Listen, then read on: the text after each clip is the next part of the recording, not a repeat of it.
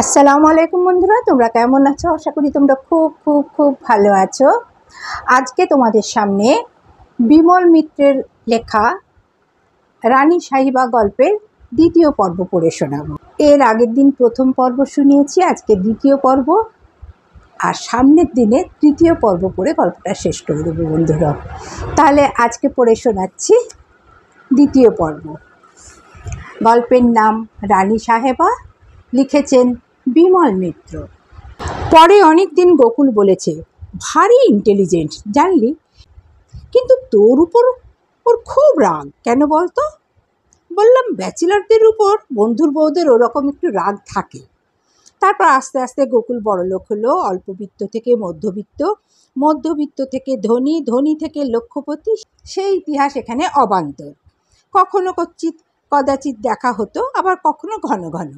অত বড় ব্যবসাদার, নানান কাজের মানুষ, কিন্তু বরাবর দেখে এসেছি রাত 8টার পর কখনো বাইরে থাকেনি। বলেছে, না ভাই, ওসব তর্ক করবার জিনিস নয়, ও যা চাই না তেমন কাজ নাই বা করলাম। সম্বর্ধনা সবাই উঠে দাঁড়িয়ে গোকুল বলেছে, আমার এই উন্নতির মূলে আপনারা আমাকে যে সম্মান দিচ্ছেন, সে সম্মান আমার প্রাপ্য নয়, অনেকখানি প্রাপ্য আমার স্ত্রীর। আমি অকুণ্ঠভাবে স্বীকার করছি, এমন স্ত্রীর ঐকান্তিক নিষ্ঠা, ভালোবাসা, সেবা ও যত্ন না পেলে আমি জীবনে কিছুই করতে পারতাম না, ইত্যাদি ইত্যাদি। সংবাদপত্রে সে রিপোর্ট সবিস্তারে ছাপা হয়েছে, আমি পড়েছি, আমরা সবাই পড়েছি। কিন্তু নিজের কৌতূহল আর সেই রাত্রের গোপন ঘটনাটির কথা মারণ মন্ত্রের মতো বুকে পুষে রেখে নিজের মনেই ক্ষত হয়েছি। বহুদিন পরে একবার টাটানগরে গিয়েছিলাম। সেই অজ্ঞাত কুলশীল বিকাশের খোঁজও করেছিলাম। কাকার বাড়ি সি রোড থেকে তখন এফ রোডে হয়েছে। কিন্তু জীবনে অনেক জিনিস হারিয়ে যাওয়ার মতো বিকাশও সেদিন হয়তো সৌভাগ্যক্রমে হারিয়েই গিয়েছিল, এবং অনেক দিন পরে যখন দেখা হলো। কিন্তু সে কথা এখন থাক, নইলে রানী সাহেবাকে নিয়ে গল্প লিখবার প্রচেষ্টাই বা কেন। এরপর গোকুল মিত্তির বউবাজার থেকে লেক রোড, লেক রোড থেকে ভবানীপুর, ভবানীপুর থেকে থিয়েটার রোডে ধাপে ধাপে উঠে গেছে। সাধারণ লোক থেকে রায় সাহেব হয়েছে। 10 জনের একজন ছিল, ক্রমে 10 জনের শীর্ষে উঠেছে। বাইরে থেকে আমরা দেখেছি গোকুলকে, বাহবা দিয়েছি, কিন্তু গোকুল বরাবর বলেছে, না না, আমি কিছু নই ভাই। এর পেছনে আছেন মিসেস মিত্তির, আরতি, মিন্টু। আমরা যখনই স্ত্রীর সঙ্গে আলাপ করিয়ে দেবার কথা বলেছি, গোকুল সাপ দেখার মতো লাফিয়ে উঠে পালিয়ে গেছে। এ নিয়ে আমাদের মধ্যে হাসাহাসি হয়েছে, তামাশা হয়েছে। গোকুল বলে, আমার স্ত্রী বলেছে, কেন, হাসির কি আছে? ওই তো ভালো, তোমাদের যেমন মেয়ে মানুষ দেখলেই জিভ দিয়ে নাল পড়ে। চাঁদা চেয়ে বা ধার চেয়ে কখনো কেউ হতাশ হয়নি গোকুল মিত্তিরের কাছে, কিন্তু মহিলা সমিতি, গার্লস স্কুল কিংবা দুস্থা বিধবা, এসব ব্যাপারে একটি পয়সা কখনো দেয়নি গোকুল, এক আমাদের সুনীতি শিক্ষা সাধন ছাড়া। গোকুল বলতো, কি করব, আরতির আপত্তি যে। গোকুলের উন্নতির সঙ্গে আমি যদিও বরাবর জড়িত ছিলাম, কিন্তু ওর চরিত্রের ওই দিকটার কথা মনে হতেই কেমন যেন করুণার চোখে দেখতাম ওকে।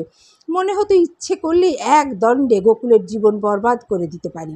ও হয়তো আত্মহত্যা করবে শুনে, কিন্তু আবার একবার মনে হতো হয়তো আমারই ভুল, আমারই মনের ভুল কিংবা চোখের ভুল।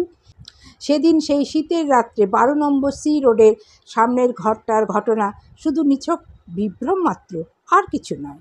আসলে গোকুলের ক্রম উন্নতির সঙ্গে সঙ্গে নিজের কৌতূহলের মাত্রাটাও দ্বিগুণ, ত্রিগুণ, চতুর্গুণ হয়ে বেড়েই চলেছিল।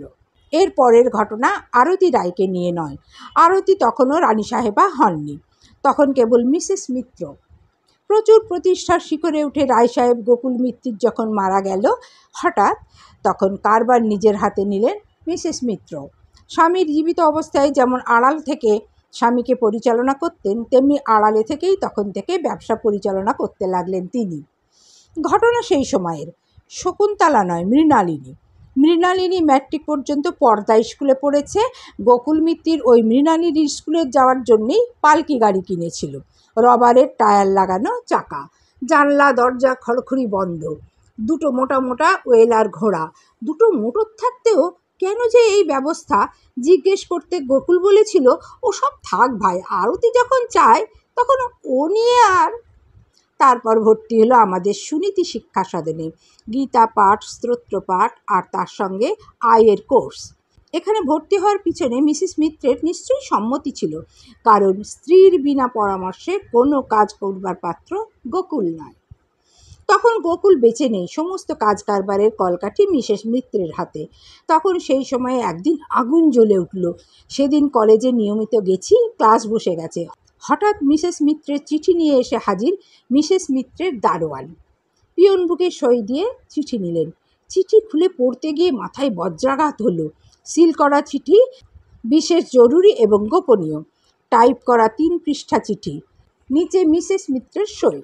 পত্রের বিবরণে প্রকাশ, মিসেস মিত্রের মেয়ে মৃণালিনী নাকি প্রেমপত্র লিখেছে সুনীতি শিক্ষা সদনের ইংরেজির প্রফেসর বিভূতি ঘোষালের কাছে, এবং বিভূতি ঘোষাল যে চিঠির জবাব দিয়েছে এমন একখানা দুখানা নয়, অনেক দিন ধরে অনেক চিঠিই লেখা হয়েছে, কিন্তু মিসেস মিত্তির এখন সমস্ত ধরে ফেলেছেন।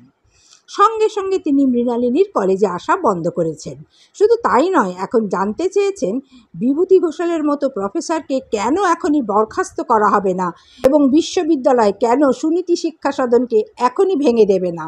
যেখানে মেয়েদের শিক্ষার নামে চরিত্রহীনতার হাতেখড়ি দেওয়া হয়, এবং যে প্রতিষ্ঠানে অসৎ চরিত্র লম্পট শিক্ষকদের বেছে বেছে নিযুক্ত করা হয় মেয়েদের প্রলুব্ধ করবার জন্য, সে প্রতিষ্ঠান তুলে দেবার জন্য কোনো আইন দেশে আছে কি না, এবং না থাকলে সে আইন এখনই কেন প্রবর্তন করা হবে না তাই জানতে চেয়েছেন।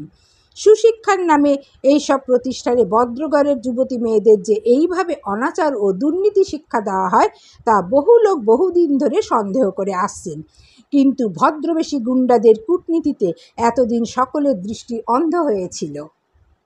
সুনীতি শিক্ষা সদনের এই দৃষ্টান্ত এবার সকলকে ইত্যাদি 3 পৃষ্ঠাব্যাপী অভিযোগ। শেষে লিখেছেন, দেশবাসী তথা বিশ্ববিদ্যালয়ের কোনো প্রতিবিধান না করলে তিনি আদালতের দ্বারস্থ হতে বাধ্য হবেন। এর একখানা নকল তিনি পাঠিয়েছেন ভাইস চ্যান্সেলরের কাছে আর একখানা চ্যান্সেলরের কাছে, এবং লিখেছেন যে তার উত্তরের জন্য তিনি 15 দিন অপেক্ষা করবেন। জবাব না পেলে তিনি অন্য ব্যবস্থা করতে বাধ্য হবেন। গোকুল বেঁচে নেই, তবু গোকুল বেঁচে থাকলেও কোনো সুরাহা হতো বলে মনে হয় না, কারণ মিসেস মিত্রের কথাই শেষ কথা জানতাম। কিন্তু চিঠিটা পড়ে হাসিও পেল, কারণ জামশেদপুরে সেই 12 নম্বর সি রোডের ঘটনা তো নিছক কল্পনাও নয়। কিন্তু চিঠিটা নিয়ে চুপ করে বসে থাকতেও পারলাম না। তখনই বিভূতি ঘোষালকে ডেকে পাঠালাম। ছোকরা মানুষ, ওদিকে বাঙালি ছাত্রদের মধ্যে রত্নও বলা যায়। অনেক দেখে শুনেই তাকে ভর্তি করেছিলাম। ইংরেজি, হিস্ট্রি আর ইকোনমিক্সে MA দিয়েছে, 3টিতেই ফার্স্ট। চিরকাল এখানে চাকরি করবে না, আরও উন্নতি করার উচ্চাকাঙ্ক্ষা আছে। সেদিন আমার প্রশ্নের উত্তরে যে কথা সে বলেছিল তাতে তার বিশেষ কোনো দোষ আমি পাইনি। এক কথাই সে বলতে চেয়েছিল আমরা দুজনেই দুজনকে ভালোবাসি। সেদিনকার মৃণালিনীকেও আজ মনে করতে চেষ্টা করলাম। খড়খড়ি বন্ধ পালকি গাড়ির মধ্যে বন্দি হয়ে আসতো রোজ।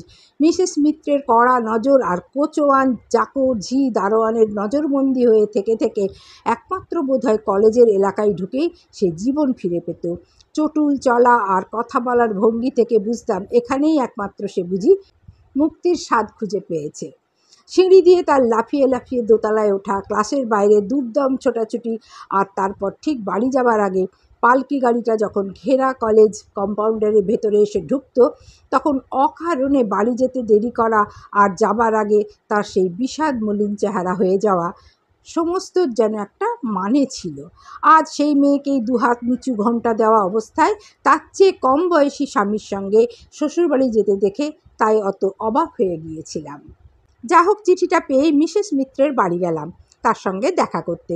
দেখাও হলো, কিন্তু কে চিনতে পারবে সেদিনের সেই আরতি রায়কে? সাদা থান, তুষার ধবল গায়ের রং আর প্রচুর স্থূল মাংসপিণ্ডের তলায় জামশেদপুরের সে মেয়েটি বুঝি কবে নিরুদ্দেশ হয়ে গেছে।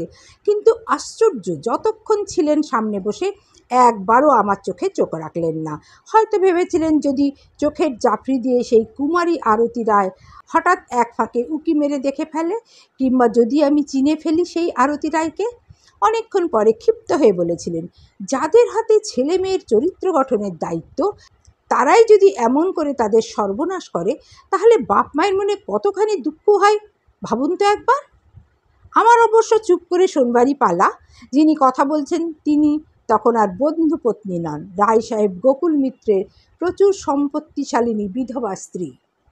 বললেন, আপনারা ও স্কুল উঠিয়ে দিন, যদি তা না দেন তবে জানবেন ও আমিই উঠিয়ে দেব। দেহের সর্বনাশ আর মনের সর্বনাশও একই কথা। তারপর পাশের দিকে চেয়ে ডাকলেন, প্রফুল্লবাবু। গোকুলের পুরনো টাইপিস্ট প্রফুল্ল কাজ করছিল এক পাশে। মিসেস মিত্রের টাকে উঠে এলো কাছে। মিসেস মিত্র কপালের চুলগুলো ডান হাত দিয়ে সরিয়ে দিয়ে বললেন, 107-এর ফাইলটা আনুন তো একবার। ফাইলটা আসতেই মিসেস মিত্র সেখানে খুললেন। বললেন, প্রফুল্লবাবু, এই 33-এর ফোলিওটা দেখে রাখুন। মাসে মাসে সুনীতি শিক্ষা সদনের নামে যে 5,000 করে চাঁদা বরাদ্দ আছে, আজ একটা চিঠি ড্রাফট করে দেবেন, ওটা ক্যান্সেলড হবে। আর ওদের ওখানে যে 50খানা পাখা দেওয়া আছে সেগুলো ফেরত দেবার কথা লিখে দেবেন ওই সঙ্গে। তারপর বাঁ পাশের দরজার দিকে চেয়ে ডাকলেন, চিন্তা। চিন্তা এলো। বললেন, যজ্ঞেশ্বরকে একবার ডেকে দে তো। যজ্ঞেশ্বর সামনে আসতেই বললেন, যজ্ঞেশ্বর, শুনে রাখ, কাল যখন আপিসে যাবি একবার আমাদের অ্যাকাউন্টেন্টকে দেখা করতে বলবি। খগেনবাবু আমার সঙ্গে যেন একবার দেখা করেন বাড়িতে, বলবি বিশেষ দরকার। তারপর চিন্তার দিকে চেয়ে আবার বললেন, হ্যাঁ রে, মিনু বার্লি খেয়েছে না এখনো? একবার জ্বরটা দেখলে হতো যে। আর যজ্ঞেশ্বর, শোন এদিকে। যজ্ঞেশ্বর ঝুঁকে পড়ে বললেন, মা, একবার বড় ডাক্তারবাবুকে খবর দে তো, গাড়ি নিয়ে যা, নইলে দেরি হবে। বলবি এখনই যেন আসেন। প্রফুল্লবাবু, আপনি এ মাসে ডাক্তারবাবুর মেডিকেল বিলগুলো এখনও দেননি কেন? কাজে আপনাদের বড় গাফিলতি হয়। আর যেদিকে না দেখব। 10টা কাজের মধ্যে মিসেস মিত্রকে যেন কেমন দিশেহারা দেখলাম। ঠিক যেন সামঞ্জস্য করতে পারছেন না জীবনের সঙ্গে। কোথায় কোনো ফুটো দিয়ে বুঝি সব নিঃশেষ হয়ে যাচ্ছে। হঠাৎ আমার দিকে না চেয়েই আমাকে বললেন, ও আপনি এখনও বসে আছেন, আপনাকে চা নিয়ে দিচ্ছি। চিন্তা, চা নিয়ে আয় তো এক কাপ। কি জানি হঠাৎ মিসেস মিত্রের চিঠিটা পেয়ে যেমন উদ্বিগ্ন হয়েছিলাম, সামনাসামনি প্রত্যক্ষ দেখে কেমন যেন ওর উপর করুণা হলো। অর্ধমৃতের উপর আঘাত করতে ইচ্ছে হলো না। মিসেস মিত্র কি সত্যি সত্যি সুস্থ, স্বাভাবিক মানুষ? সেদিন বাড়ির বাইরে এসে বাড়িটার দিকে ভালো করে চেয়ে দেখেছিলাম। চারদিকে উঁচু পাঁচিল দিয়ে ঘেরা জেলখানার মতো। অমন রক্ষা ব্যবস্থা কিসের জন্য? জানালাগুলোর সামনে 1.5 হাত জায়গার ব্যবধানে খড়খড়ির আবরণ দেওয়া। চন্দ্র সূর্যও যেন ওখানে প্রবেশ করতে না পারে। শেষ পর্যন্ত সত্যি সুনীতি শিক্ষা সদনের মাসিক মোটা চাঁদাটা বন্ধ হয়ে গেল। গোকুল মিত্রের ধার দেওয়া 50খানা পাখা তাও একদিন ওদের লোক এসে খুলে নিয়ে গেল। তবু টিমটিম করে চলতে লাগলো প্রতিষ্ঠান। শেষে একদিন তাও বন্ধ হয়ে গেল। বন্ধুরা, রানী সাহেবা গল্পের 2য় পর্ব আজকে পড়ে শোনালাম। এরপরের দিন শেষ পর্ব পড়ে শোনাবো। আল্লাহ হাফিজ।